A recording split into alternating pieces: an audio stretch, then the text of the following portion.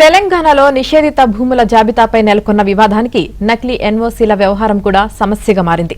గతంలో భూముల రిజిస్ట్రేషన్కు అనుమతించాలంటూ అధికారులు జారీ చేసిన నిరభ్యంతర పత్రాలు రికార్డుల్లో ఉండకపోవడంతో ఆ భూములను ప్రస్తుతం నిషేధిత జాబితాలో చేర్చారు. అయితే అప్పట్లో ఎన్ఓసీలు పొందిన బాధితులు మాత్రం వాటినే పట్టుకుని అధికారుల చుట్టూ తిరుగుతున్నారు. దీంతో ఏవి నిజమైన ఎన్ఓసీలో ఏవి నకిలీవో తెలియక అధికారులు తలపట్టుకుంటున్నారు.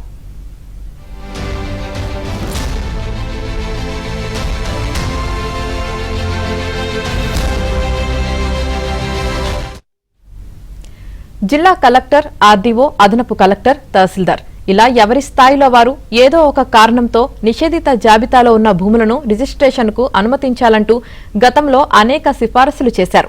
అయితే అవి అసలువా నకిలీవా అనే అనుమానాలను రిజిస్ట్రేషన్ శాఖ అధికారులు వ్యక్తం చేస్తున్నారు. గతంలో కలెక్టర్లు చేసిన సిఫారసులకు సంబంధించిన దస్త్రాలు చాలా వరకు ప్రస్తుతం అందుబాటులో లేవు. రెవెన్యూ రికార్డుల్లో ఉన్న వాస్తవాల ఆధారంగా 22A జాబితాలను అధికారులు తయారు చేసినా కలెక్టర్లు, ఇతర అధికారులు ఇచ్చిన అనధికారిక ఉత్తర్వులు సమస్యాత్మకంగా మారాయని రిజిస్ట్రేషన్ శాఖ అధికారులు చెబుతున్నారు.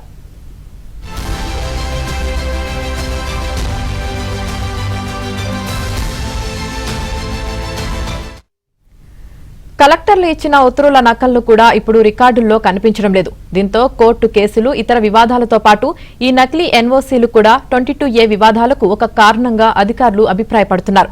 ప్రభుత్వ అసైన్డ్, సీలింగ్, దేవాదాయ భూములను రక్షించాల్సిన అధికారుల్లో కొంతమంది లంచాలకు కక్కుర్తిపడి గత కొన్నేళ్లుగా నకిలీ ఎన్ఓసీలు జారీ చేశారు. దీంతో నిబంధనలకు విరుద్ధంగా క్రయ విక్రయాలు జరిగాయి.